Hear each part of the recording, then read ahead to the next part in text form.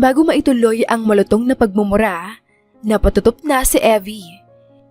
Ilang segundo rin siyang hindi makapaniwalang nakatingin sa hubad na si Jakov Kalahan. Natulog pa at katabi niya sa malapad na kama ng hotel room bago niya nagawang ibaba ang tingin sa sariling katawan. Sunod-sunod na kumabog sa kaba ang dibdib niya nang makita na maging siya ay wala ring kabalot-balot. Gusto man niyang bigyan ng ibang paliwanag ang kasalukuyan nilang ayos ng kanyang boss at mayor na si Jakov Kalahan. Ngunit hindi maikakaila ang pananakit ng parteng iyon ng kanyang katawan na talagang nga naisuko na niya ang bataan sa istriktong mayor. Kalma, Evie. Kalma. Una sa lahat, kailangan mong manatiling kalmado. Pero hindi ko kaya. Habang ang bawat himaymay ng kanyang utak ay natataranta, ingat na ingat siyang umalis sa kama.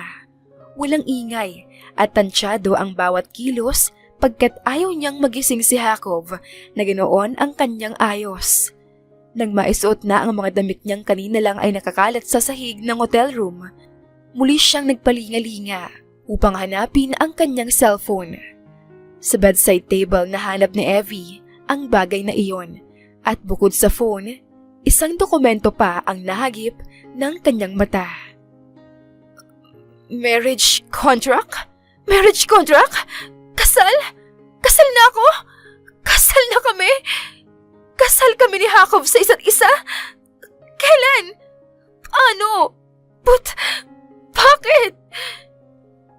Nang gumalaw si Jakov sa ibabaw ng kama, nagmamadali ng hinaklit ni Evie ang marriage contract mula sa bedside table at patingkayad na lumakad palabas ng hotel room kung saan sila nagmilagro ng kanyang boss. Pagbalik sa kanyang sariling hotel room na nasa kasunod lamang naman na pinto, dali-dali niyang pinasadahan ang dokumentong nagdedeklara na kasal na siya sa kanyang nag-iisang boss. Hindi pwede to. Imposible. Paano naman to mangyayari? Paano naman kami makakagawa ng ganito kalaking pagkakamali?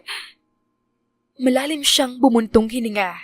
Dala ng desperasyon, sumagip sa isip ni Evie na baka nananaginip lang siya kung kaya't paulit-ulit niyang tinapik ang pisngi at kinurot ang braso.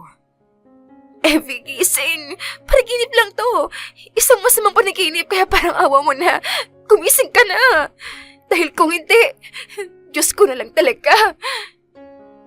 Diniinan niya ang huling pagkurot sa kanyang sarili. Nang dumugo iyon, nangihina na lang siyang napaupo sa kama. Ilang segundong katahimikan din ang kanyang saglit na na-enjoy bago tumunog ang phone niya sa pagpasok ng isang phone call. Nang mapansin ang bagong wallpaper ng picture nila ni Jakov na nakahalik sa isa't isa sa tapat ng isang judge, napasapo na lang siya sa noo at hindi na nagawa pang sagutin ang tawag ng kanyang ate Gemma. Totoo nga, talagang kasal nga kami ni Jakov. Hindi to masama at exaggerated na panaginip. Diyos ko naman, Evie, anong klaseng spirito ba ng alak ang nilaklak mo para gawin ang biggest mistake of your life? Yan kasi, hindi kasi nakikinig sa kabilin-bilinan ng lola na huwag uminom ng serbesa at di yun inuming pambata, kaya nagkandale-daleche na. Muli siyang bumuntong hininga at tumanaw sa kisame na parabang biglang may lalabas na LED screen doon at makaka-one-on-one niya ang kanyang guardian angel. Guardian angel ko, avoid. Please lang, baka pwede mong i-apply riyan sa itaas. Paki-void naman ito. Promise, pag na-void, hindi na talaga ako uulit. Pexman! Nang marindi siyang muli sa pagring ng cellphone niya, na originally ay wala na siyang planong sagutin, bumungad sa kanya ang matinis at parang machine gun na bibig ng kanyang ate Gemma. Evangeline Madrigal, ano yung pinag-chat mo sa akin kaninang madaling araw? Ano yung mga pinagsasend mo? Anong may tito na si Chichi at may brother-in-law na ako? Alam mo ikaw talaga ang dahilan kung bakit kakailanganin ko na ng losartan. O ano? Bakit hindi ka makapagsalita? Pag-uwi ko na lang dyan. Pag-uwi ko, Susubukan kong ipaliwanag ang lahat. Sa ngayon, ang gusto ko muna ay time para makapag-isip. Kasal ka na nga! Hindi ka nagbibiro? Evangeline! Pinatay niya ang tawag. Tinampot ni Evie ang unan sa may ulunan at planong takpan na lang ang muka gamit nun. Hanggang sa hindi na siya makahinga. Pero syempre, hindi naman niya kaya iyon. Sa huli, ang pagtakas at pag-iwas kay Hakov ang naisip niyang gawin. Kung pagbabasehan ang mga video na nasa phone niya, halata na maging si Hakov ay lunod na lunod din sa alak. At kung maging siya ay hindi maalala kung ano ba talaga ang nangyari, naisip ni Evie na magigising din si Hakov na walang ideya kung paano ba nila tinapos ang araw kahapon. Nanatiling patay ang cellphone ni Evie hanggang sa makauwi siya ng Pilipinas. Sabado pa dapat ang flight niya pabalik kasama ang mayor ng lungsod. Ngunit gawa ng nangyari, minabuti niyang mauna na at maghanap ng solusyon sa kanilang problema. Kapag meron na, plano niyang saka nilang ipaalam kay Hakov na kasal na sila. Mama! Si Tita Da! Nandito na! Bem, mamaya na lang, ha? Jetlag pa si Tita Da eh. Nasa maleta ko yung mga pasalubong ko para sa inyo. Kayo na ang bahalang magbukas. Okay po, Tita Da! Nang tumama ang mata ni Evie sa kanyang ate Gemma, imbes na sermonan siya noon, gaya ng inaasahan, ay niyakap lang siya nito at may paglalambing na hinaplos ang kanyang likod. Ate, magpahinga ka na muna, maligo, matulog. Kapag hindi ka na overwhelmed sa nangyari, saka mo ikwento sa akin, saka natin ayusin. Isang buong araw na nagkulong si Evie sa kanyang kwarto. Pagdating niya sa Pinas, ngunit nang sumapit ang gabi, kinatok na siya ni Gemma, bit-bit ang 2 bote ng Tanduay Ice. Gusto ko mang maging pasensyosa at maghintay hanggang sa ikaw na mismo ang lumapit sa akin para pag-usapan ng nangyari. Hindi ko na kaya, kaya naman uisisahin na kita. Beer? Ate, kesyo 5% o 50% ang alcohol content niyang inumin na yan. Ayoko na. Lahat sila sinusumpa ako na kaya pwede ba? Ilayo mo sa akin yan. Kasalanan ng alak na yan eh. Nang hindi ba ginawa ni Gemma ang kanyang pinakikiusap, hinaklit ni Evie ang bote ng beer mula sa kamay nito at binuhos ang laman nun sa labas ng bintana. Evangeline! Tarantado ka! Baka mamaya may dumaan at mabasa mo. Sasampalin ko to eh. Kung ayaw mo, di sana sa akin mo pinaubos, hindi yung itatapon mo. Ay, paalala ko lang sa'yo na boss mo lang yung mayaman ha. Pero ikaw, ako at si Chichi, parte tayo ng laylayan ng lipunan. Kaya hindi dapat tayo nag-aaksaya ng pera. Pasensya na ate, hindi ko sinasadyang mag-aksaya ng pera. Na-flashback ako eh. Trauma response. Kasal ka? Kay Hakov? Paano nangyari? Nasaan ng singsing? Saka hindi ko nga alam na may relasyon pala kayo ng boss mo. Ate, wala kami relasyon ni Mayor Kalahan. Tingin mo ba matatago ko sa'yo yung ganong bagay? Lahat naman sinishare ko sa'yo eh. Maski amoy ng utot ko, updated ka. Kaya nga sabihin mo na sa akin, paano nangyari? Hindi yung ginagawa mo kung Madam Auring. Hindi ko alam. Totoong sagot. Hindi ko talaga alam. Ang natatandaan ko lang, ginawa ko ba namang tubig yung dry martini sa reception ng kasal na pinuntahan namin sa LA? Tapos nagising na lang akong freshly married at deflowered. May nangyari ba sa inyo ni Hakov, Evangeline? Shh ka lang! Diyos ko naman ate, ilakas mo pa nang mamarinig ka ng mga kapitbahay nating tsikadora. Sabi ko na nga ba, dapat binalaan kita. Dapat sinabi ko na sa'yo ang sakit ng lahi natin. Sakit ng lahi natin? May ganun ba tayo? At ano namang kinalaman nun sa sitwasyon ko? Kasalanan ko, Evie. Pasensya na. Dapat noon palang shinare ko na sa'yo na hindi pwede sa lahi natin yung umiinom. Bakit? Kasi pag nakainom tayo, yung legs natin, ayun, bumubuka ka. Ate naman, Seryoso yung tao eh. Ay, ako ba hindi? Paano ba ako nagkaroon ng chichi? Diba sa inuman din ako nadali? Kaya kung ako sa'yo, mag-test ka agad pagkatapos ng 1 buwan. Santisima, pumunta ka rito para i-comfort ako, diba? Yun yung sadya mo? Oo. Oh, pues, hindi yun ang nangyayari. Kaya iwan mo na lang ako. Iwan mo na ako, kasi mas naprapraning ako sa mga hirit mo. Bago pa maisara ni Evie ang pinto, nang mapalabas siya ng kanyang ate Gemma, ay muli iyong bumaling sa kanya. Anong sabi ni Jacob? Illegal kayong mag-asawa, di ba? Anong plano niya sa'yo? Hindi niya alam. Hindi? Pabuyog ka ba? Ilakas mo. Hindi niya pa alam. Nasa akin yung contract marriage. Sa video sa cellphone ko, mukhang mas lasing yun kesa sa akin. At kung wala akong maalala sa nangyari, sure ako na siya rin, clueless. Nang namilog at gumuhit ang gulat sa mukha ng ate Gemma niya, barabar nang sinarado ni Evie ang pinto ng kwarto. At kahit na ilang beses pa siyang hinatok noon, ay talagang hindi niya ito pinagbuksan. 3 araw din na nagawang takbuhan ni Evie ang kanyang sitwasyon. Ngunit, nang sumapit ang Lunes at araw ng pagbabalik trabaho niya sa City Hall, wala na siyang nagawa kundi ang ihanda ang sarili at umakto na para bang walang nangyari sa Las Vegas pagkat gustuhin man niya ay hindi niya afford ang mag-resign. Bakit ngayon ka lang? Naipit ka ba sa aksidente? Okay ka lang ba? May galos ka? May masakit sa'yo? Po, ayos lang ako. Hindi po ako naipit sa aksidente. Bakit po? Wala. Buti naman. Late ka kasi. Kahit na anong mangyari, hindi ka naman nalilate, kaya kala ko may nangyari na sa'yo sa daan. O siya, ipagtimpla mo na ng kape si Mayor. Hindi pa siya nagkakape? Magna-9 na. 8:00 sakto, nagkakape na yon. Alam ko, kaya nga, tinimplahan ko siya ng kape nung 8:00 na at wala ka pa. Kasi hindi naman nun sinisimula ng araw niya nang hindi siya nagkakape. Ayun, tinikman lang yung kapeng ginawa ko. 1 inom lang tas di na inulit. Tiyatabet? Timpla mo lang ang gusto nun. Kaya ipagtimpla mo na si Mayor. Bago ang lahat, may napansin ba kayong kakaiba kay Mayor Jacob? Tulad ng? Di bali na lang.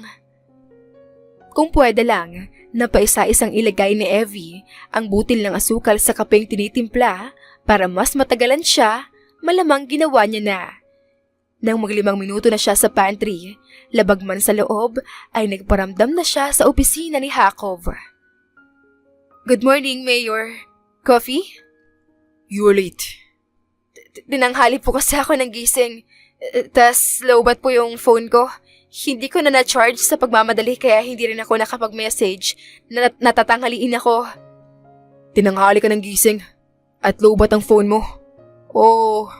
Iniiwasan mo ako. Po? Bakit naman po kita iiwasan? Kinailangan po kasi ako ni ate nung Biyernes kaya kinailangan ko pong umuwi ng mas maaga. Pasensya na di po ako nakapagsabi. Hindi umimik si Jacob. Nanatili lang na nakapako ang mata niya kay Evie at tahimik na binabasa ang dalaga na naging dahilan para kabahan ito at sunod-sunod na sininok. Doon na po muna ako sa desk ko. Mayor, kung may iutos po kayo, magsabi na lang kayo. Huwag po kayo mag-alala, i-charge ko na po yung phone ko. Nasaan na? Ang alin po, Mayor? Yung marriage contract at yung kasama nun na marriage license. Siguro naman, hindi mo pinunit. Nagprelo ka, hindi ba? Dahil doon, alam mo na kahit sunugin mo pa yung marriage contract, hindi rin mababago ang katotohanan. Nakasal na tayong... Mayor! Nagmamadaling kinuha ni Evie ang remote sa blinds ng glass wall sa paligid ng opisina ni Jacob at pinaba iyon. Iyan, okay na. Pakiulit nga po yung sinabi nyo. You do know the walls in my office are soundproof, right? Hindi maririnig ng tao sa labas ang pag-uusapan natin. Dagdag precautionary measure? Baka kasi may marunong mag-lip read sa mga empleyado sa labas. Tas mabasa nila yung buka ng labi mo, di malaman din nila. Anyway, hindi ko pinunit o sinunog yung marriage contract at license. Nasa kwarto ko yun. Safe na safe. Teka, paano nyo alam na aksidente nating pinangkasalan ang isa't isa? Nakuha ko na po yung dokumento bago ka nagising. Naaalala ko. Lahat? Lahat. Pati yun? If by that you mean us sleeping together, then yes, Evie. Naalala ko rin iyon. Malinaw kong naaalala yun. Hindi naman big deal sa akin na nakuha mo na ang flag ng Bataan. Kaya hindi ako magde-demand ng panagutan mo ko. Ang gusto ko lang po ay mabalik sa single form complicatedly married ang aking relationship status, kaya gusto mo ng divorce? Mismo, Mayor. Aksidente lang naman to. Hindi naman natin mahal ang isa't isa. Maski katiting na romantikong paghanga, wala tayo. Kaya tama lang na maghiwalay tayo. Sa ibang bansa naman tayo kinasal. So, ibig sabihin, pwede rin tayong mag-divorce. Tas pwede na tayong bumalik sa kanya-kanya nating buhay. Aakto tayo na isang malaking panaginip lang ang nangyari sa Las Vegas. Sabihan mo ang piloto ko. Na ano po? Naipagkain ako, Evie. Kasi nagugutom na ako. At bilang piloto ko, siya yata ang may obligasyon na siguraduhin kahit anong mangyari, hindi ako magugutom. Po? Sa pagbuntong hininga ni Hakov at pagsandal sa kanyang swivel chair habang minamasahe ang sintido, mabilis lang nahinuha ni Evie na sarcastic lang ang boss niya kanina. Sasabihan ko na po si Captain Rosafiel na lilipad tayong dalawa pabalik ng Las Vegas. Ngayong araw din po ba mismo? If you want to stay married with me for the rest of your life, then you can schedule our flight on the day after we both die. Piloso po ang puta! What did you say? Tatawagan ko na po si Captain Rosafiel nang makapag-divorce na tayo sa lalong madaling panahon. Isang oras, pagkatapos mabisuhan ni Eve ang kapitan ng private jet ni Hakov, ay narating na rin nila ang paliparan at naghihintay na lang ng go signal nang makatanggap ng tawag si Evie mula kay Celia. Sumilip ka sa GC. May sinend akong link. Totoo ba yun? Totoo? Ang alin? May fake news at slander na naman ba laban kay Mayor? Anong sabi? Hindi slander. Picture. Picture ng kasal ni Mayor Hakov sa Las Vegas. Sa pamimilog pa lang ng mata ni Evie, nang mapatingin siya kay Hakov na nakaupo sa di kalayuan sa kanya, nagkaroon na ito ng ideya kung ano ba ang nangyayari. Sa pag-online, bumungad sa kanya ang pictures at articles ng kasal nila ni Evie sa Las Vegas. Drop that call. Po? I said, drop that call. Oo na! Pwede mo namang ulitin ng kalmado. Di mo ko kailangan sigawan. Kasabay ng pagtalim ng tingin na pinupukol sa kanya ng mayor ay ang pag-irap niya lang dito. Nang maibaba ni Evie ang tawag, wala nang inaksayang oras pa si Hakov at binalik na ang sarili, pati na rin ang dalaga sa SUV niya na nasa malapit lang. May ideya ka ba kung saan galing yung mga pictures na yon? Nung nakita ko yung pictures at video natin sa phone, agad ko namang chinek kung pinost ba natin yon sa social media pero wala naman. Mayor, ano na pong gagawin natin? Nanatiling tikom ang bibig ni Hakov. Nang matanto ni Evie na nag-iisip ito ng lusot mula sa kanilang gusot, pinili niyang manahimik na lang din hanggang sa marating nila ang City Hall at nakita ang bulto ng reporter na naghihintay sa kanilang dalawa. Galing si Hakov Kalahan sa isang mayamang pamilya, kontrolado at pagmamayari ng pamilya niya ang isang pinakamalaking minahan sa bansa. Bukod doon ay business ventures din sila sa industriya ng petrolyo. Bukod sa pagiging butihing lingkod bayan, ang social status ni Hakov ang isa sa mga dahilan kung bakit parati rin siyang bantay sarado ng mga reporter at paparazzi. Mayor, weirdest. Ano naman pong gagawin ko sa sunglasses? Ano naman pong maitutulong nito sa nangyayari sa labas? Just wear it, Evie. Bago maibuka ang palad upang tanggapin ang mamahaling sunglasses, si Jacob na mismo ang nagsuot noon sa dalaga. Isang makahulugang tingin ang binato ni Jacob sa kanyang head of security na katabi ng driver. Paglabas nun ay dali-dali nitong binuksan ang pinto sa tabi ng mayor. Naunang lumabas si Jacob ng sasakyan at kapagkuan ay inabot ang kamay niya kay Evie at mahigpit na hinawakan ang dalaga habang ang malapad na belt ng kanyang katawan ay ginamit niyang panangga upang maprotektahan si Evie sa bulto ng taong gustong makalapit sa kanila. Now that the public somehow learned that we are married, we can get divorced now, Evie. Po? Mayor! May pangalan at reputasyon akong kailangang alagaan. Hindi ako pwedeng magpadalos-dalos. Alam mo yan. Opo, alam ko po. Pasensya na po, Mayor. No. There's no need for you to ask for apology. Wala ka namang kasalanan.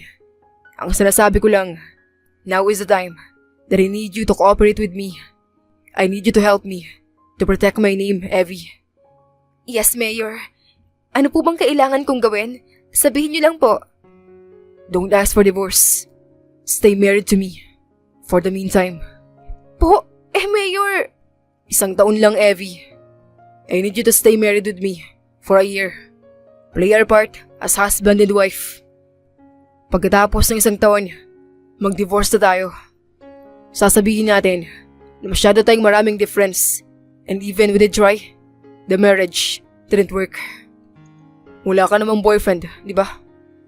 Sa sobrang time-consuming ng pagiging sekretarya mo, malamang wala na akong time na makipagrelasyon. Sa sobrang time-consuming ng pagiging sekretarya mo, malamang wala na akong time makipag-relationship. Hindi mo ba pansin na kulang na lang itahi mo ako sa tadyang mo sa sobrang dalas nating magkasama, Mayor? Gusto manghingi ni Evie ng kaunting panahon nang mapag-isipan ang mga mangyayari sa buhay niya, dala ng sitwasyon. Wala na siyang nagawa kundi ang pumayag na lang pagkat ang nilatag na plano ni Jacob ang pinakamadaling paraan upang walang galos silang makawala sa bigkis ng kasal na aksidente nilang pinasok. Pumapayag na ako, Mayor. Basta 1 taon lang ha. Hindi pwedeng lumampas. Walang extension. 1 taon lang. Okay, aasikasuhin ko na yung statement para kumpirmahin yung relasyon natin. Sagot ka na namin ng PR team mo, Mayor. Hindi na kailangan yan. Magpatawag ka na lang ng iilang press. Ako mismo ang mag-a-announce ng relasyon natin. Peking relasyon lang ang ibig niyang sabihin. Huwag ka mo padala, self. Hindi ka belong sa dapat na maniwala ng acting class 101 ng Mayor na yan. Ano yan? Wala po, Mayor. Ang sabi ko, handa ko na yung conference room para makapag-release ka na ng statement. Evie. Po, may idadagdag ka pa, Mayor? Ngayong gabi, sa akin ka na uuwi. Po, bakit sa inyo po? Huwag na, Mayor. Doon na lang sa amin. Kung ayaw mo umuwi sa akin, then fine.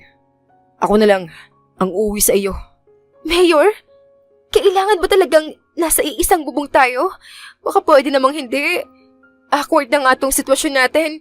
Lalo pang magiging awkward kung ganap na ganap tayong magsasama sa iisang bubong. Nakakita ka na ba ng mag-asawa sa magkaibang bahay nakatira? Hindi pa po. Then, that answers your question. Hindi pwedeng sa magkaibang bahay tayo nakatira. Magaling sa salita si Jacob. Parati niyang alam kung ano ba ang dapat nasasabihin.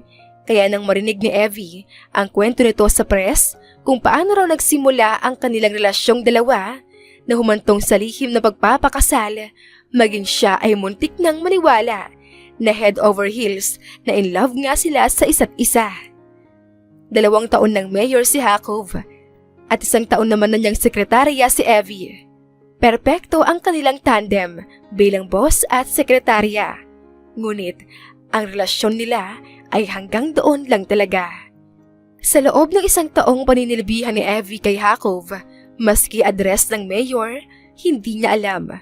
Masyado kasing estrikto at malihim si Jacob sa personal niyang buhay, Kaya ngayong gabi lang din ang kauna-unahang pagkakataon na makakatapak si Evie sa bahay ni Jacob, na mula ngayong araw hanggang sa susunod na taon ay bahay na rin niya. Hala, Mayor! Pinasok po yata kayo ng magnanakaw. Tatawag po ko ng polis. Sandali lang. Ano bang pinagsasabi mo? Maigpit ang security nitong subdivision. Kahit na kailan, wala pang nalolooban dito. Eh di ba kayo po yung first time na nalooban? Hindi niyo ba nakikita ang nakikita ko? Ang kalat! Ang gulo! Siguro nasa dosena ang humalughog sa bahay mo. Muling iginala ni Evie ang tingin sa kabuuan ng bahay. Nang mapansin niya ang mga walang lamang boxes ng pizza, bucket ng Chicken Joy at walang lamang bote ng beer, pati na rin ang maruruming damit na hindi niya alam kung paanong napadpad sa sala, imbes na nasa kwarto lang, may pag-aalinlangan niyang binalik ang tingin kay Jacob. Huwag mong sabihing ikaw ang may gawa ng mga kalat na to. Evie, busy akong tao. Wala na akong oras para linisin yan. Sus Mariosef! Ang pogi-pogi mo pero ang bagra mo pala. Totoo nga ang sinasabi ng lahat. Walang ginawang perpekto ang Diyos. Oh, bakit ganyan ka makatingin? Totoo naman ah. Teka, brief ba yun? Bago pa malapitan ni Evie ang itim na brief na parang banderitas na nakasabit sa balustre, nakuha na iyon ni Jacob at naitago sa kanyang likuran. Wala na kasi akong malinis na brief kaya naglaba ako kanina sa lababo. Malinis naman to. Dito ko lang sinampay para matuyo nang may masuot akong malinis na brief bukas. Nakikita ko kung paano mo ko tignan. Basang-basa ko kung paano mo ko i-judge. Can you not do that? Sorry na. Nagulat lang ako na ganito ka pala. Eh kasi naman ang bango-bango mo. Mukha kang lamang ng benting paligo sa lahat ng lalaking nakikita ko. Tapos yun pala, gets ko naman kung di mo alam kung paano mag-maintain ng kalinisan ng bahay. Lalo na yung bahay na ganito kalaki. Pero sana naman kumuha ka man lang ng katulong, kahit isa lang. Oh, ayaw mo nang may katulong ka. Kasi ayaw mo makita nila na nagdadala ka ng kung sino-sinong babae rito? I am a one-woman man, Evie. Eh di ba mayor ka, wala kang woman? Kaya bakit mo tinatawag na one-woman man ang sarili mo? Saka alam ko naman na di ka babaero. Binibiro lang kita eh. O siya. Mamaya na tayo magtsikahan. Hayaan mo na muna ako maglinis. Hindi na kailangan. Sa Sabado, darating naman si Babette. Siya yung naglilinis ng bahay ko. 2 araw pa mula ngayon ng Sabado, Mayor. With all due respect, hindi ko po kayang tumira sa bahay na maganda at malaki nga. Malapit naman maging boarding house ng ipis. Speaking of, buti na lang, hindi ka pa iniipis. Ganito talaga sa exclusive subdivision? Bandang ipis? Nang iwan siya ni Jacob sa sala, kibit-balikat namang sinimulan ni Evie ang paglilinis. 4 na oras. 4 na oras ang nilaan ni Evie upang masigurong squeaky clean na ang bahay ni Jacob, na magmula sa araw na ito ay bahay na rin niya.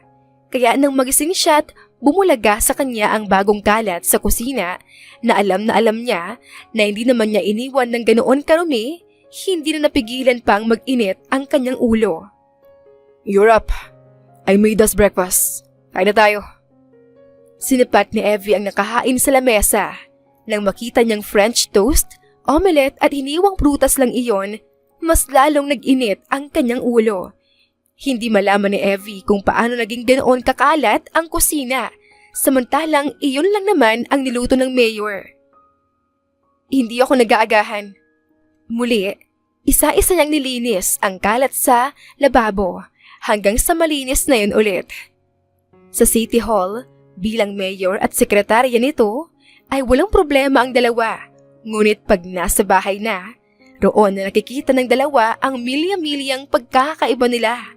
Lalo na pagdating sa kalinisan, na pangunahing issue ni Evie kay Jacob. Kung totoo nga silang mag-asawa, naisip ni Evie na hindi rin talaga magtatagal at maghihiwalay sila ni Jacob dala ng mga pagkakaibang iyon. Nang magising si Evie isang umaga At muling nadatnan ang kalat na iniwan ni Hakov sa sala pagbaba, tuluyan na ngang pumitik ang pisi ng kanyang pasensyang isang buwan niya na inaalagaan na huwag mapagod. Hakov Kalahan? Evie, why? What's the matter? Huwag mo nga akong what's the matter dyan, what's the matter? Ha? Ikaw! Ikaw ang problema ko!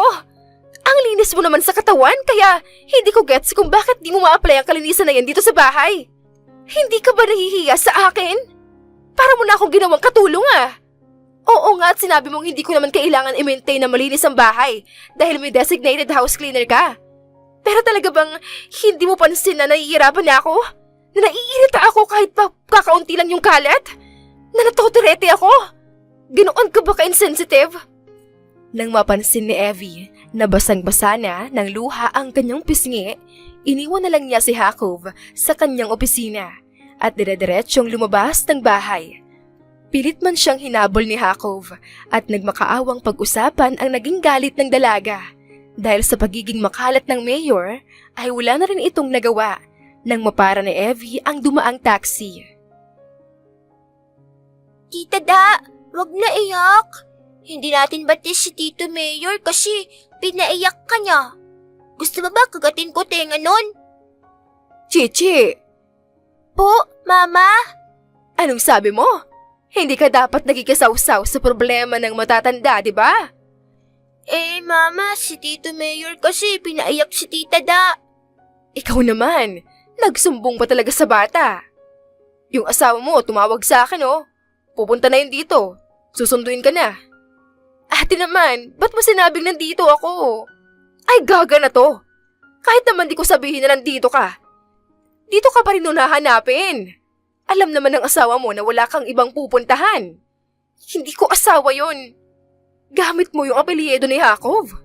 Nagsasama kayo sa iisang bubong. Aksidente man kayong naikasal, asawa mo pa rin iyon. Naiintindihan ko yung galit at frustration mo, Evie. Pero pag may ganitong problema, hindi pwedeng takasan na lang at takbuhan. Pag-usapan niyo to. Hindi lang naman sa inis ko kay Hakov dahil sa pagiging makalat niya. Kaya ayaw ko pa muna sanang umuwi. Pinagbabato ko kasi siya ng tsinelas kanina. Tapos yung iyak ko, talo ko pa yung nalaman at nahuli ko siyang nambababae. Grabe talaga, ate. Nahihiya rin ako kasi sa inakto ko. Ewan ko ba, ang lala ng mood swings ko. Mood swings? Agad na napasinghap si Evie at itinulak ang kamay ng ate niya na bigla na lang dinakma ang kanyang dibdib. Ate, puro ka nilang kabalbalan. Bukod sa mood swings at emotional outburst, may mga napapansin ka pa bang pagbabago sa'yo? Cravings? May mga cravings ka ba? Para kang naglilihi. Hoy, anong naglilihi? Walang ganon. Hindi ako buntis. Nagkaroon ako 3 days ago. Nagkaroon? Sure ka? Regla talaga. Hindi ba parang patak-patak lang? Paano mo nalaman na patak-patak lang? Evie, tingin ko. Mama, nandito na si Tito Mayor. Pinapasok ko na siya. May dala kasi siyang maraming food at flowers para kay Tita Da. Magsusuri raw po eh. Nang pumasok si Hakov sa kwarto ni Evie, naputol na ang pag-uusap ng magkapatid pagkat napilitan si Gemma na lumabas muna ng kwarto upang makapag-usap ang mag-asawa. Ano ba yung ginagawa mo, Hakov? Ba't ka lumuluhod? Tumayo ka nga riyan. Sorry, I didn't know that I was frustrating you that much.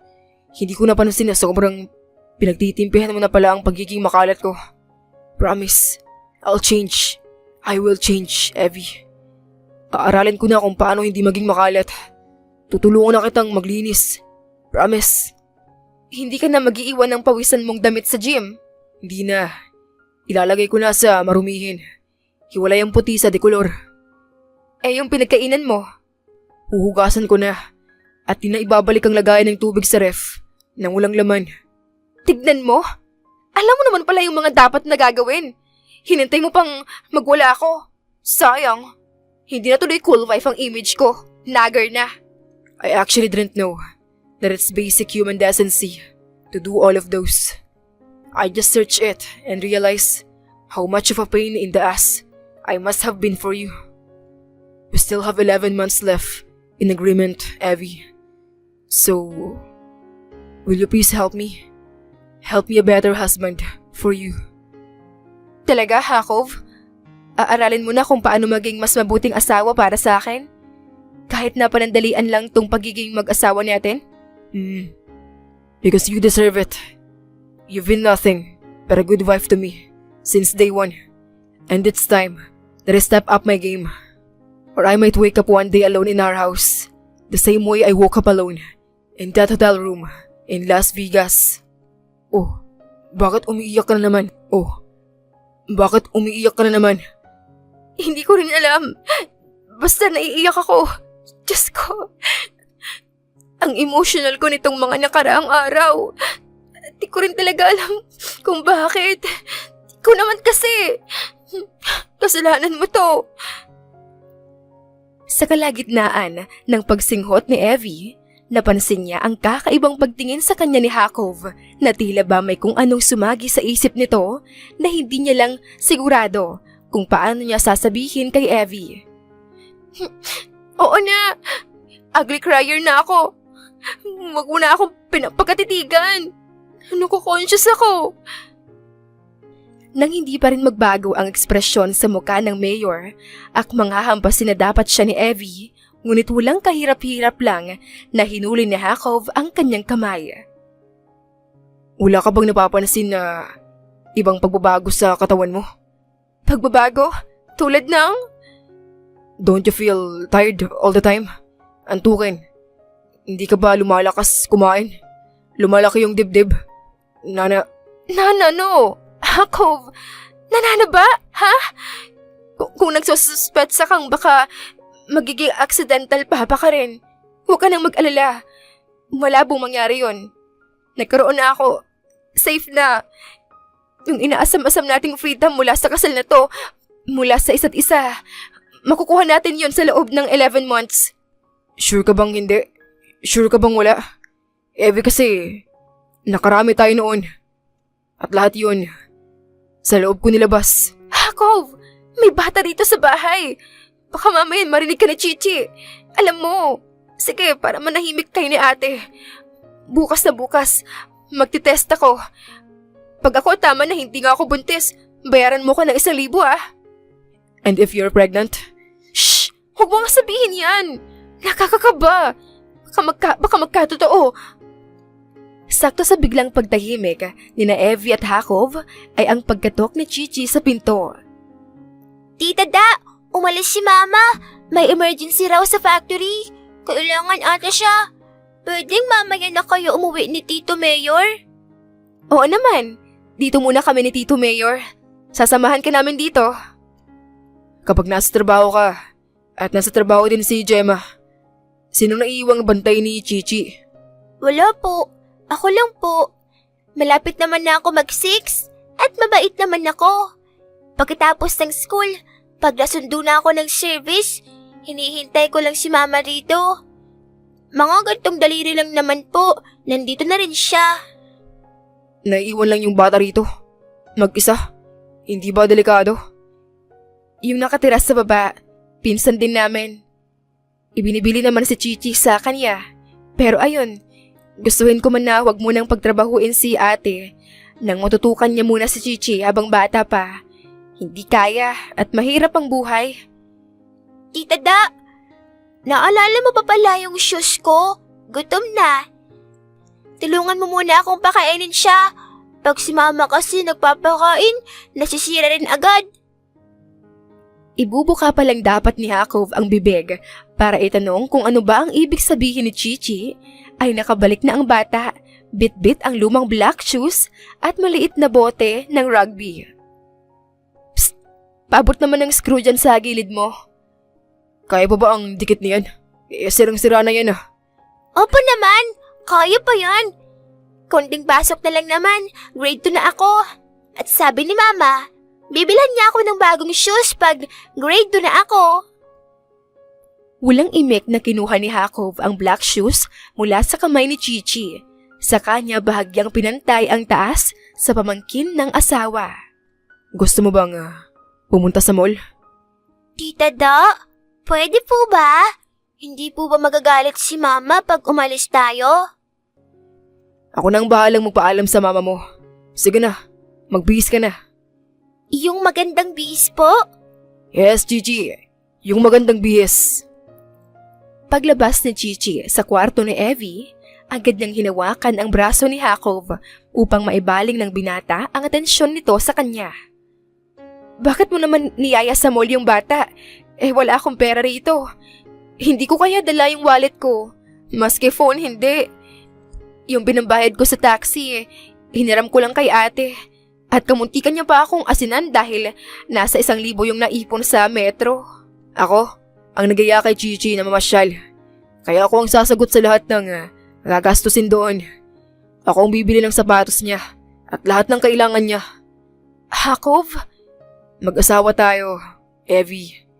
Oo, temporary lang pero mag-asawa pa rin tayo. Obligasyon kong siguraduhin na komportable ka at nakukuha mo lahat ng kailangan mo. Na ginagawa mo naman na. Pinoprovide mo lahat ng kailangan ko. Kahit ngayong hindi. Pero Hakov, hindi mo responsibilidad ang pamilya ko. Alam kong naaawa ka kay Chichi pero promise, hindi naman namin pinapabayaan yung bata. Talagang kinailangan lang naming unahing mabayaran yung mga naiwang utang nung namatay si Papa. Gipit talaga kami ngayong taon kaya nagtitiis muna talaga kaming 3. Pero hindi naman parating ganito. Alam kong hindi niyo pinapabayaan yung bata. Ayoko mang makialam pero hindi ko rin maatim sa konsensya ko na hayaan na lang kayo sa ganitong sitwasyon. Lalo na at kayang-kaya ko namang tumulong at mag-provide. Hakov, Let me, please. Para sa ikakasaya ko rin. Kahit ngayon lang. Habang mag-asawa pa tayo. Hayaan mo akong alagaan ka at ang pamilya mo. Tita Da, Tito Mayor, tapos na po ako. Tara na sa mall. Gusto ko na pong magpalamig at kumain ng siomay.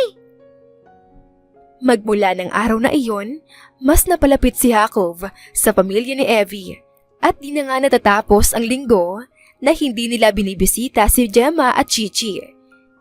Linggo-linggo ay pinapasyal ni Hakov si Chichi sa iba't ibang lugar na alam niyang bago sa bata. At sa linggong ito ay sa Manila Zoo at Ocean Park nila dinala si Chichi na kasalukuyang tulog na sa ibabaw ng kandungan ni Hakov dala ng pagod. May wet wipes ka pa? Pupunasan ko lang yung kamay ni Chichi. Lagkit eh. Gawa yata to ng lollipop na kinakain niya bago siya nakatulog. Nagpalingalinga si Hakov. Nang mahanap niya ang lollipop na nahulog sa sahig ng kotse, siya na rin mismo ang dumampot noon at naglagay sa trash bag na dala nilang ikinangiti ni Evie. Pansin mo ba? Nagiging clean freak ka na rin. Parang mas maarte ka na sa bahay kesa sa akin. Imbes na iabot kay Hakov ang wipes na kanyang hinihingi, si Evie na lang mismo ang naglinis sa malagkit na kamay ng pamangkin. Magtatatlong buwan na tayong nagsasama. Kaunti na lang, matatapos na ang pagpapanggap natin.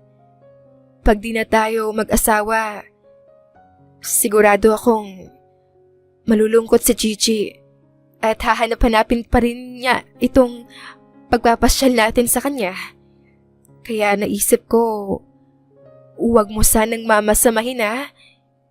Paano kaya kung bawas-bawasan mo na yung pagpunta sa amin at pagpasyal kay Chichi para lang din hindi na siya masanay na gaano at di gaanong manibago pag dumating yung araw na kailangan na nating maghiwalay. Do you plan to cut me off your lives after our agreement is over? Can't we stay friends? Siyempre pwede. Yun naman pala. Pwede naman pala ako manatili sa buhay niyong pamilya kahit matapos na yung agreement natin. Kaya hindi na kailangang sanayin si Chichi kasi kung ako masusunod, ayoko na rin mawala sa buhay ng butsyog na to. Alam mo, kapag may anak ka na, sure ako na magiging mabuti kang ama.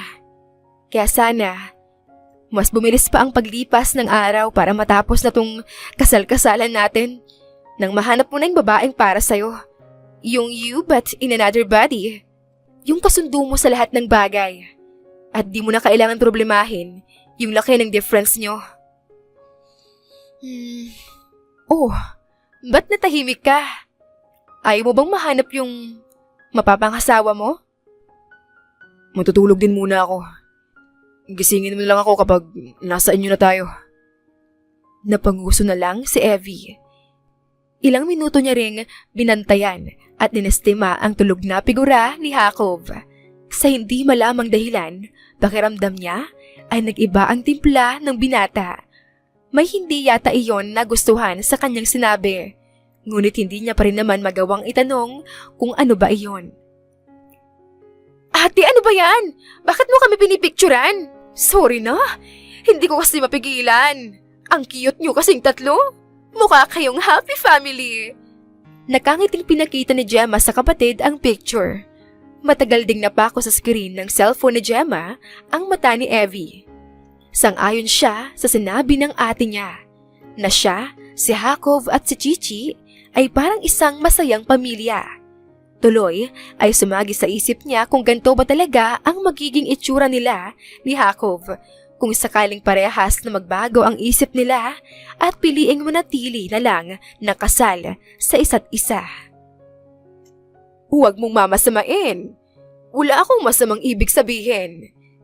Selosa ka pa man din.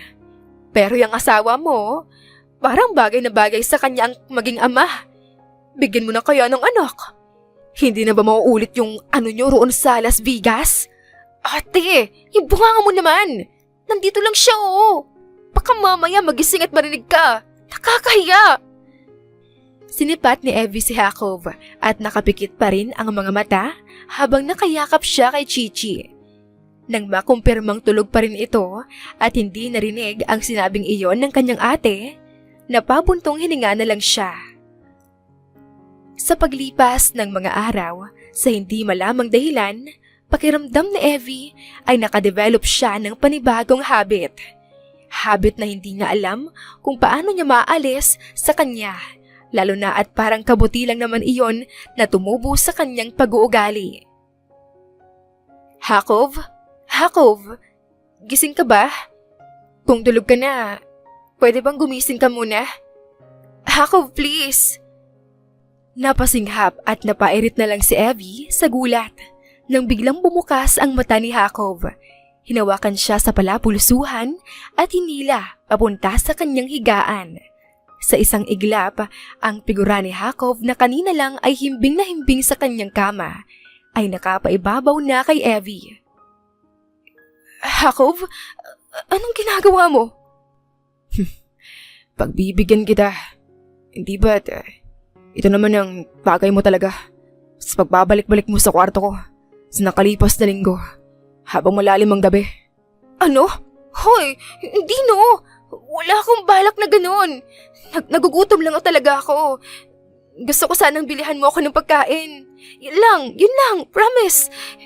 Yun lang talaga. At hindi ako pumupunta rito para akitin ka o gawin ng kung ano mang nasa isip mong yan. Humahalakhak na umalis si Jacob sa ibabaw ni Evie. Nang matanto niyang pinagtripan lang siya ni Jacob, dali-dali siyang tumayo sa kama nito at padabog na lumabas sa kwarto ng mayor na nakasunod pa rin naman sa kanya bago pa niya maibalik ang sarili sa kwarto. Binibiro lang kita. Sorry. Hindi ko na uulitin yun. Huwag ka nang mainis. Sorry na. Ano ba yun? Ano bang gustong kainin ng misis ko? Tignan mo. Akala ko ba hindi ka na mga asar? Ba't nanunukso ka pa rin? Di na nga po. Ano bang mali sa sinabi ko? Wala naman na. Lahat naman yun totoo. Misis naman talaga kita eh. Legal pa tayo mag-asawa. You're using my name. Living in my house. Taken care by me. And that makes you my misis. Hindi ba? Champurado na ubi flavor. Hindi ko alam kung saan hahanap nun. Pero yun ang gusto kong kainin. Gusto ko maraming gatas. Pero yung gatas, powdered milk ha, hindi yung evap. Fine. Kahit sisirin ko ba ang lahat ng sulok ng Pilipinas, gagawin ko. Maibigay ko lang. Yung ube flavor champurado mo. But I need you to do something for me too. Ano? You want me to give you a head? Inhit ka? Do a test. A pregnancy test. Ayan ka na naman. Sinabi ko na nga sa'yo, di ba? Hindi nga ako buntis. Wala nga tayong nabuo. Ang kulit mo naman. Nagkaroon nga ako, di ba? Ang sabi ng OB na nakausap ko, pwedeng spotting lang daw kasi yung nangyari sa'yo last month. At hindi naman talaga yun period. Talaga bang hindi mo napapansin yung pagbabago sa kilos mo? Sa katawan mo? O sadyang nagbubulag-bulagan ka lang? Saka di ba nangako ka sa akin na magte-test ka? Pero nabisi tayo sa trabaho. Okay, fine. Para matapos na to, magte-test na ako. Bukas na bukas din, bibili ako ng pregnancy test. Nakabili na ako. Mag-iisang buwan na nga yun sa akin eh. Hindi ko lang mahanapan ng tamang tiyempo para i-bring up. Nilahad ni Evie ang palad upang hingiin ang pregnancy test kay Jacob. Pagkatapos niyang sanyasan ng asawa na saglit lang at maghintay muna sa hallway, dali-daling tumakbo si Jacob pabalik sa kanyang kwarto para kunin yung pregnancy test. Dito ka lang. Huwag kang susunod sa kwarto ko. Dito ka lang sa labas. Hintayin mo ako rito. At kung mapatunayan na hindi nga ako buntis, talagang nag-crave lang ako sa ube champurado bilang inggitera na parati yung nakikita sa social media account ko. At gusto ko na ikaw mismo ang magluto ng ube champurado na iyon from scratch bilang parusa mo. Okay, that would be a deal. Deal talaga. Pagpasok sa bathroom, agad na napako ang tingin ni Evie sa shelf kung saan maayos at wala pang kabawas-bawas na nakasalansan ang kanyang sanitary pad. Sa kanya lang naalala na hindi pa siya dinadalaw ngayong buwan at bilang isa sa bilang ng mga babaeng never na de-delay, nag-iba ang sirko ng kanyang dibdib at may kabanyang tinanaw ang PT na hawak. Evie? Nag-aalalang lumapit si Jacob sa kalalabas lang na asawa. Wala pa rin itong imik, ngunit sa kanyang daliri ay malinaw na nakita ni Jacob ang 2 pulang linya sa pregnancy test na hawak. Positive. It's positive. Buntis ka. We're pregnant. We're going to be a parents. Natutuwa ka? Hindi ba dapat devastated ka? Kasi buntis ako. Kasi nagbungay nangyari sa atin sa Las Vegas. Paano na yan ngayon? Paano na tayo maghihiwalay? Co-parenting. Uso naman yun, di ba? Marami naman gumagawa nun. Yung mga couple na kinasal, mga magkarelasyon na hindi nag-work yung relationship nila, kaya nag-co-parenting sila. Pwede naman yun, di ba? Pwedeng ganun na lang yung gawin natin. Tama, Jacob. Mag-co-parenting na lang tayo para kahit na nagkaanak tayo, wala pa rin kaso. Pwede pa rin tayo mag-stick sa plano natin na maghiwalay tayo pagkatapos ng 1 taon. Pwede pa rin tayong bumalik sa kanya-kanya nating buhay, gaya ng ating plano. Automatic na naitikom ni Evie ang kanyang bibig nang hawakan ni Jacob ang kanyang muka at pinakatitigan siya sa mata. Pwede bang wag muna yung hiwalayan ang isipin natin? Can we focus on the fact that you are pregnant? Can we focus on our baby? Gusto ko rin namang mag-focus muna sa baby, Jacob. Pero kasi gusto ko rin malaman na agad kung ano ba ang mangyayari sa atin. Gusto ko marinig mula sa'yo yung kumpirmasyong payag ka sa co-parenting. Evie, you're pregnant. Stop stressing yourself. Oo mo lang. Yun lang yung kailangan kong marinig para mapanatag ako. Yung kumpirmasyon na kahit magkakababy na tayo, hindi mababago yung plano. Ganoon ba kalaki yung pagkakaiba natin? Ha? You think we can't do anything to overcome it? That we're too different to stay married?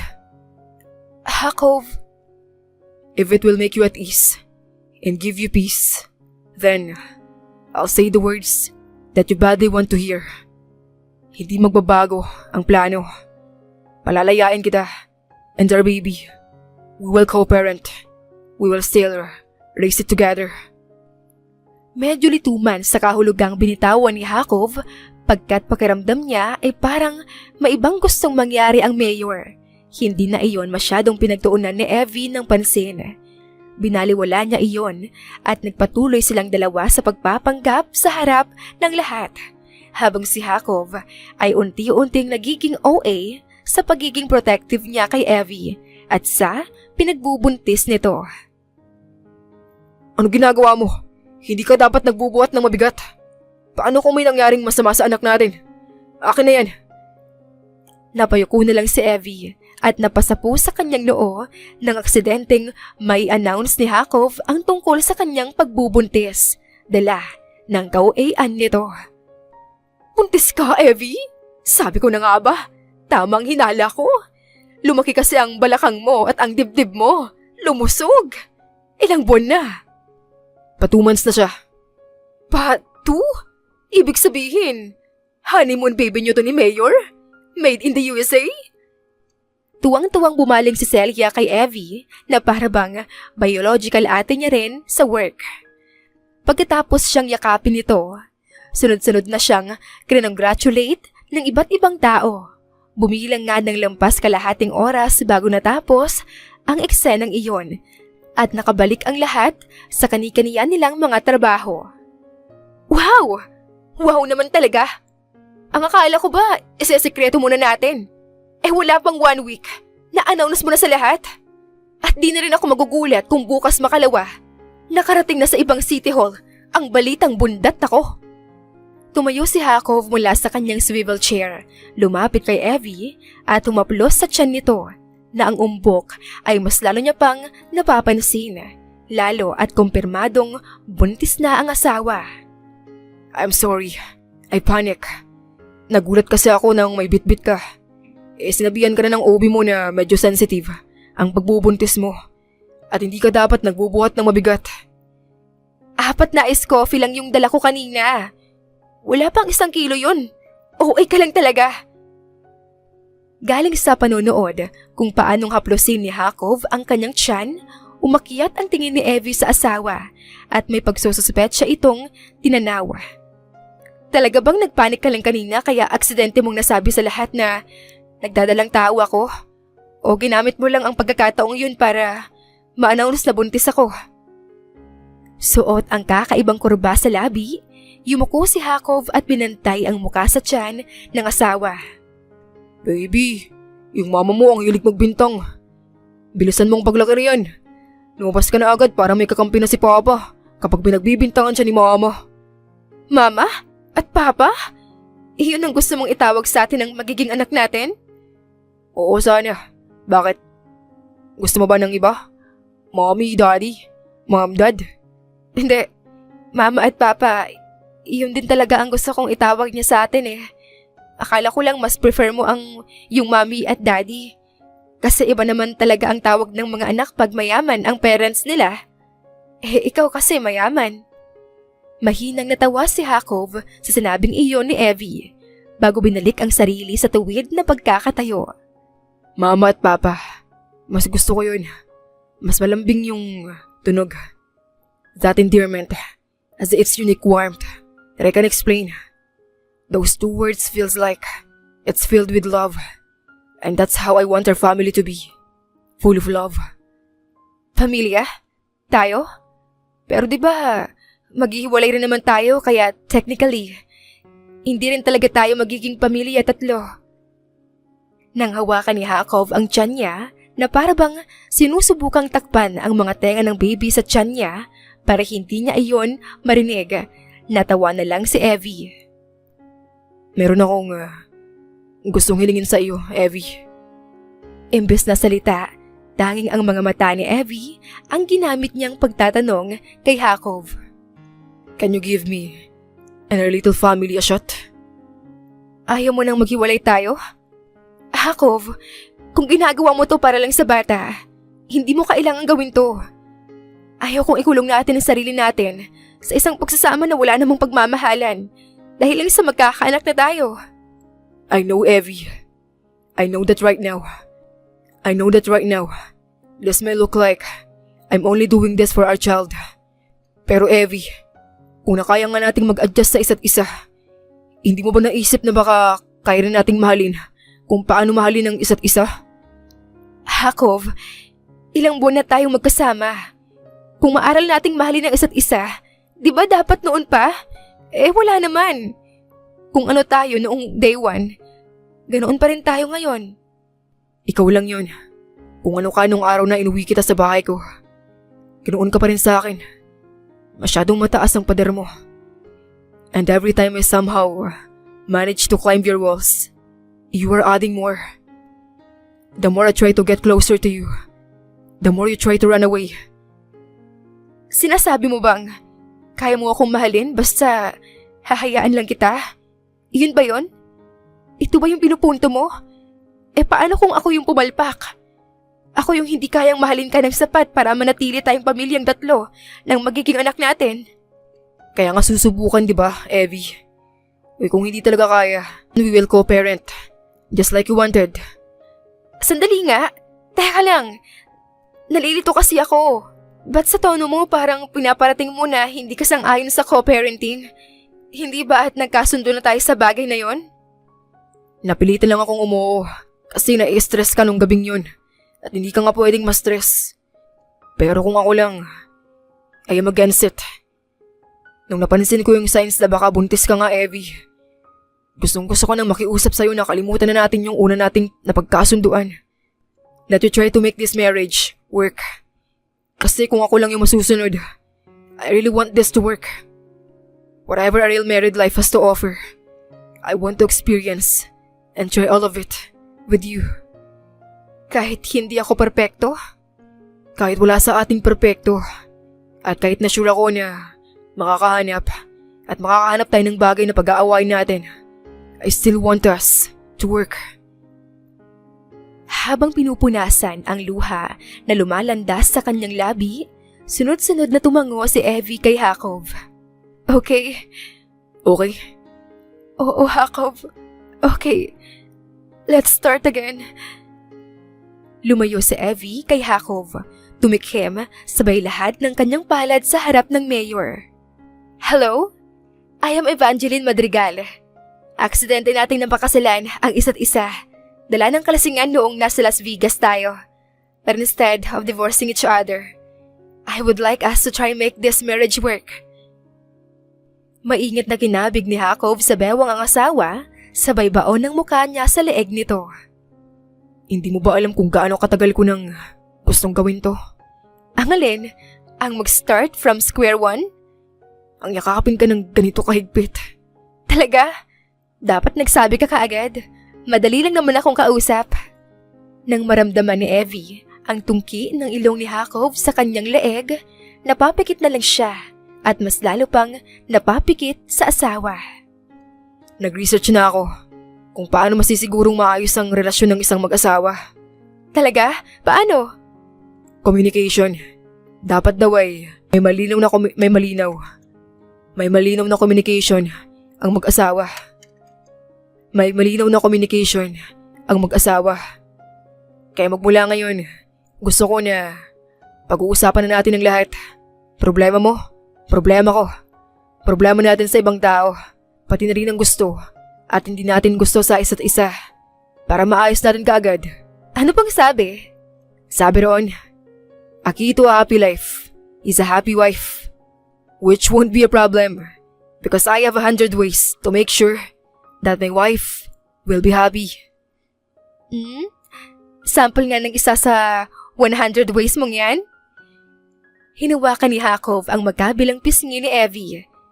Nangahalikan na sana niya ang asawa, ay biglang bumukas ang pinto ng kanyang opisina. Sorry, Mayor. Hindi ko po alam na naglalambingan pala kayo. Sige po, isasara ko na to. Aabisuhan ko na rin sila na huwag na muna kayong guluhin. Ha? Hindi na kailangan. Okay lang naman. Wala ka namang naistorbo, di ba? Wala naman talaga siyang naistorbo. Hindi naman talaga siya nakaistorbo sa atin. Nakaistorbo siya. Naistorbo niya. Kung paano ko ipapakita. Yung isang way para masiguro ko na happy yung wife ko. Muling binalik ni Hakov ang pagkakahawak niya sa pisngi ni Evie. Inanggulo niya ang kanyang ulo at pikit matang inangkin ang lambot ng labi ng asawa. Noong una, hinayaan lang ni Evie na halikan siya ni Hakov. Ngunit, nang tugunin niya ang tamis at pusok ng galaw ng labi nito, ay may isang alaala na unti-unting bumalik sa kanya. Naalala mo na kung paano natin nabuo yan? Medyo lang. Hindi pa talaga masyado. Gumuhit ang makahulog ang ngisi sa labi ni Hakov. Hawak ang kamay ng asawa, lumabas siya sa opisina at tineklarang may emergency raw sila kaya kailangan na nilang umalis. Emergency? Ang akala ko ba ang sabi mo may emergency tayo dito sa bahay? Anong emergency? Parang okay naman ang lahat dito. Nang sunggaban ni Hakov ang kanyang labi habang ang botones ng blouse na suot niya ay unti-unti na niyang binabaklas. Naunawaan na rin sa wakas ni Evie kung ano ba ang emergency na tinutukoy ng kanyang asawa. Plano mong ipaalala sa akin yung gabing yon? Oo, at sisiguraduhin ko na hindi mo na makakalimutan pa sa pagkakataong to. Sabay sa pagsinghap ni Evie, nang buhatin siya ng asawa para dalihin sa kwarto nito at ang pag-angkin din ng lalaki sa kanyang labi. Do you want me to let you in on a secret? Bitin na tila naiiyak na nagmulat at napatitig si Evie kay Hakov habang ang labi nito ay pahalik-halik sa kanyang balikat na para bang wala itong planong sabihin ang gusto niyang sabihin kung hindi siya oo. Ano yon? Hindi ko na mabilang yung gabi na pinapainit kong sarili ko na ikaw ang iniisip. Hakov! What? Totoo naman, kung alam mo lang kung paano ako magtawag ng santo. Mapigil ko lang ang sarili ko na angkinin ka. Lalo na kapag kailangan ko talaga. Sa pagnanakaw ni Evie ng halik kay Hakov, sabay balik sa pagkakalapat niya sa kama, tahimik na nagtitigan ang dalawa na para bang nagtatansyahan lang sila. Magbabago na yan mula ngayon. Kapag kailangan mo, ako nang tawagin mo. Huwag mo nang gambalain pa yung mga santo. Mr. Mayor, I will gladly take note of that, Miss Secretary. Sa pagdaan ng buwan, mas lalong naging open ang dalawa sa isa't isa. Patuloy na nag-progress ang kanilang relasyon na parehas silang committed na mag-work. Hanggang sa ang pares na napilitan lang magsama upang hindi maiskandalo at masira ang pangalan ng mayor na si Hakov Kalahan ay naging mag-asawa na tinitingala ng iba pang magkakarelasyon, dala ng maganda at patibay pa nilang pagsasama. Evie, mahal, I'm home. Nasaan ka? Hakov! Pumutok na! Yung panubigan ko! Pumutok na! Manganganak na ako! Natatarantang tinakbo ni Hakov ang boses ng asawang galing sa kusina. Paglapit, muntikan pa siyang nadulas sa panubigan ni Evie na nakakalat na sa sahig. Kabadong hinawakan ni Hakov ang kamay ng asawang lunod na sa sakit. Nang matanto na mas matatagalan sila sa paglabas ng bahay, kung hahayaan niya lang ang asawang maglakad, pinili ni Hakov na buhatin ang misis papunta sa kotse kung saan na nila iniwan ang mga gamit ng baby at ni Evie na kakailanganin para sa inaasahang sitwasyong ito. Natawagan ko na yung ospital. They will be on standby. Magiging maayos ang lahat. Huwag ka Nang pilipiti ni Evie ang kamay niya, hindi na niya natapos pa ang kanyang sasabihin at mas binilisan na lang ang pagmamaneho. Gustong samahan ni Hakov si Evie sa delivery room, ngunit dahil ayaw ni Evie at gusto niyang siya lang mag-isa roon kasama ang kanyang nurses at doktor, wala nang nagawa pa ang mayor kung hindi ang matuliro habang nagpapabalik-balik ng lakad sa hallway ng pribadong ospital. Tito Mayor, bubuyog ka ba? Pwede po bang pumirimi ka muna? Nahihilong na po talaga ako kakanood sa inyo. Gigi! Totoo naman po. Ikaw ba, Mama? Hindi ka nahihilong panoorin si Tito? Nahihilo nga rin eh. Kaya makinig ka sa pamangkin mo, Jacob, pwede ba? Umirmi ka at ako ang napapagod sa ginagawa mong iyan. Gemma, kinakabahan ako. Ang kulit naman kasi niyang kapatid mo. Sabi ko nang sasamahan ko siya. Ang tigas ng ulo. Si Evie at ang anak niyo, magiging okay lang sila. Eh bakit wala pa rin?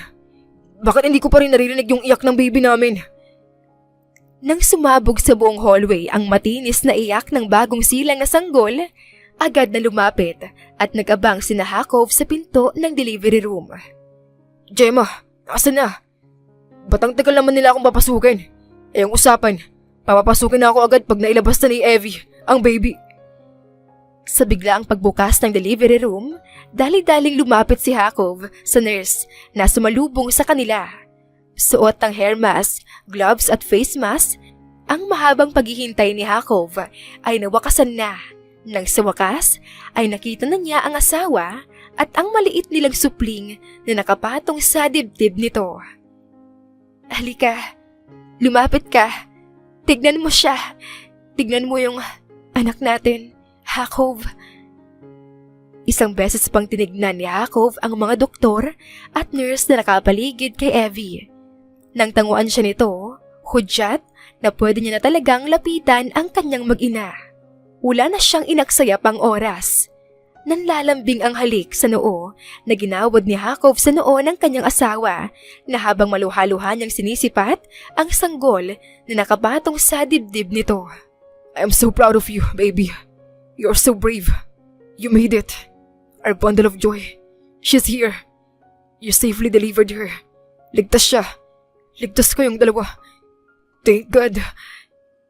Ang mga salitang iyon ang huling narinig ni Evie bago siya tuluyang kinain ng pagod at nawalan ng ulirat dala ng panganganak.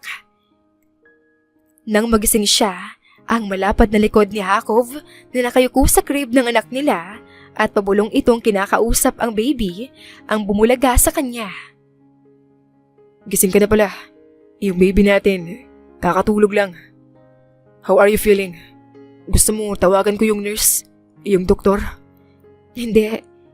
Ikaw lang ang gusto ko. Ikaw lang ang kailangan ko sa ngayon. At isang baso ng tubig. Pagkaubos ni Evie sa isang baso ng tubig na binigay sa kanya ni Jacob, muli siyang nagpayakap sa asawa. Nagtatanong yung nurse kung may pangalan na raw ba tayo para sa baby natin. Nakapili ka na ba roon sa dalawang binigay ko? Oo, nakapili na ako. Vegas. Vegas Kalahan. Iyon ang magiging pangalan ng anak natin. Iyon ang gusto ko. Vegas. Vegas Kalahan. I like it. I love the sound of it. Bagay sa kanya. Jacob? Mahal kita. Alam ko. Ramdam ko na bago mo pa sabihin. Mahal na mahal din kita. Evangeline Madrigal, Kalahan. I love everything about you. Even our differences. I had learned to love it.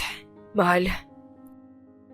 Si Jacob at Evie ay isa sa patunay na hanggat willing ang dalawang tao na mag-adjust, magtulungan at mag-communicate, parating pwedeng magtagumpay at maging matatag ang isang relasyon kahit pamilya-milya ang pagkakaiba nila sa buhay, ugali at nakasanayan.